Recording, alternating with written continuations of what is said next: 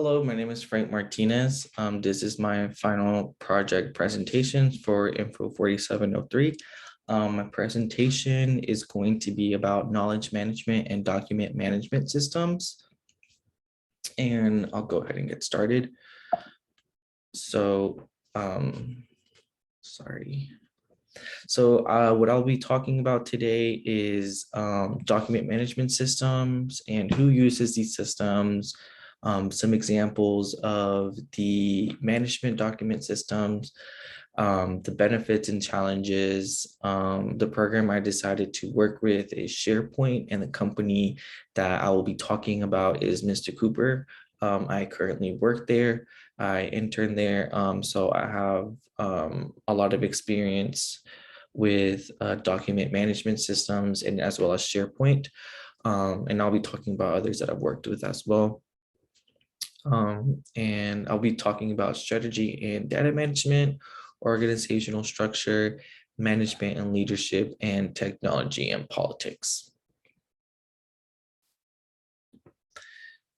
So first, what are document management systems? So document management systems are systems that track documents in essentially a document library where it is used to track and sort and update a library of documents that an organization needs, and it manages data and information that can later be referenced and used, or is being used at the time, for any organization or company that decides to use one of these.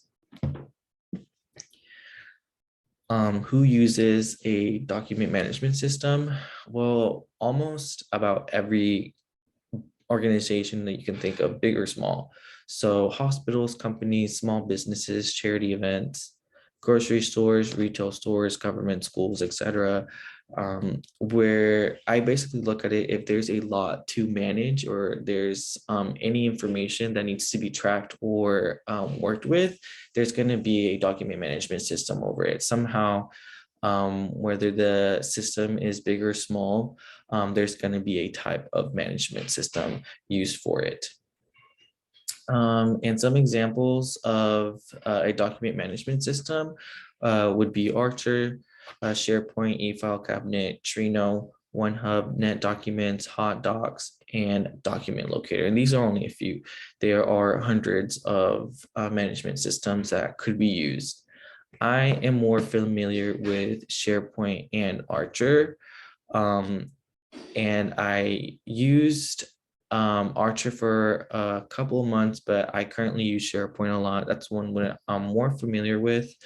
Archer is a risk and compliance system that helps risk enterprise groups to check, legal and any risks that could be happening in a company, but it also manages lots of documents that a company needs and is referencing. And while one document is being used, there are probably so many versions of that one document when it needs to be updated. And essentially where I go and use Archer is when that document needs to be updated, I go in there and work on it so it can be published to the company intranet.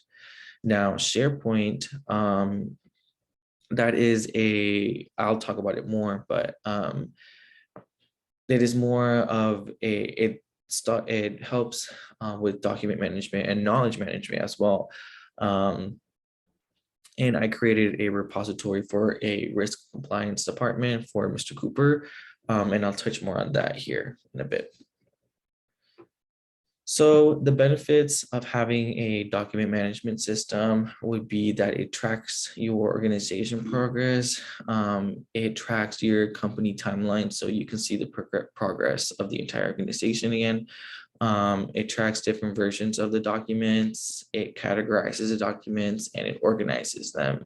And I've seen this based just on the repository I made on SharePoint. I have files within files of, documents that, a team can go and look at, and then reference later. And then just like Archer, I basically imitated what Archer does and made the version on SharePoint, which, it tells a lot about SharePoint. SharePoint is very powerful, while Archer is very strict and has like their own software. SharePoint allows you to do more stuff. Now, Archer, since it is more automatic, like if there's, it's programmed to do certain things, um you can't really exactly imitate that on SharePoint, so a lot of stuff has to be entered manually, and that is the only downside. There is some plugins that SharePoint does offer, like Power Automate, and that usually is about trying to have, if anything needs to be taken care of, it kind of updates it automatically, but some information can't be updated automatically on SharePoint because that data is not linked to SharePoint, like the information and data is linked straight to Archer. And these are some of the challenges. So document access issues, credentially hierarchy issues, system update features, and manual metadata techniques. That what I was talking about earlier, how some stuff has to be done manually based on the program you use. And this is one of the downsides of SharePoint that I've seen firsthand. And SharePoint is a program that is for document management. Again, I've used this a lot. It offers a lot of options for document management. And here you see on the image that there's a lot of document management. It offers a lot of document management, a lot of content and knowledge and project management, which is great. And again, the company that I use this for is Mr. Cooper. And Mr. Cooper is a Dallas-based mortgage and loan company. As a technical writer for Mr. Cooper, I have to deal a lot with the repositories and document libraries as I am writing those documents that are used in those repositories and libraries.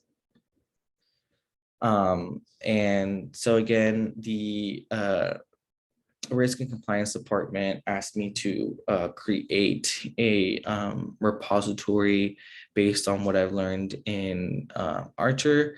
And both of these are document management systems that track and store different documents. And on Archer, it is published once, a document is ready to be published. It's on a policy portal that the company can access. And again, this is one of the challenges that, there's certain documents that can be accessed just based on, certain hierarchy issues. The president can look at any of the documents, but, if you're not in that same status, you can't look at some of those documents because it contains sensitive information. And again, SharePoint offers a lot. I was almost able to imitate exactly what Archer does. And programs like Archer are more advanced document management systems, but they are very strict in what they do. And data is already linked to that program, where you can't really manipulate as much as you can with SharePoint. And in both sides, it's a good thing and a bad thing. So the strategy, knowledge management, and data management. So the strategy and management of a document management system depends on how advanced the program is. Typically, software and programs are higher price work to update a significant amount of information automatically. So this is what I have noticed, and I saw this on one of the peer review articles that I saw. So usually, there's upgrades and there's premiums and there's, if you want a good management system, you have to pay for it. And there's levels to that as well. And, that can be an issue. And we'll talk about that politically in a second. The organizational structure, this can have a big impact culturally to an entire organization if they're able to have a document management system. It just keeps track of the cycle of a document library, and this is very important, especially for example during audits. If legal needs to see something from the past, we have that record. It's there. So it's a good structural thing to have critically in an organization, because you need to have every information you need in order to support an entire organization. And also these libraries are manage obviously very well, and that's what they're meant for, but it also does very good leadership with systems and programs or softwares that track when a document needs to be updated, or when it is it's yearly review. It notifies that, and sometimes we're not computers, so it's good to have that backup of, hey, it keeps you on track of what you need to do. And so the technology, so there are hundreds of document management systems, and it just keeps getting more competitive with each software. They keep getting better and better. The prices are starting to be competitive as well. Again, there is still some access challenge issues, that's an issue by itself, who can see what in each organization, and it's evolving. You're having to do less work and there's more security. And so based on my research, I saw a lot of issues that revolved the healthcare industry, and lower income areas don't have the funds to have the best management data document system. So that can affect the patients. Maybe their files aren't being updated quickly enough, and that could lead to some serious issues, and ultimately death, which is a big issue.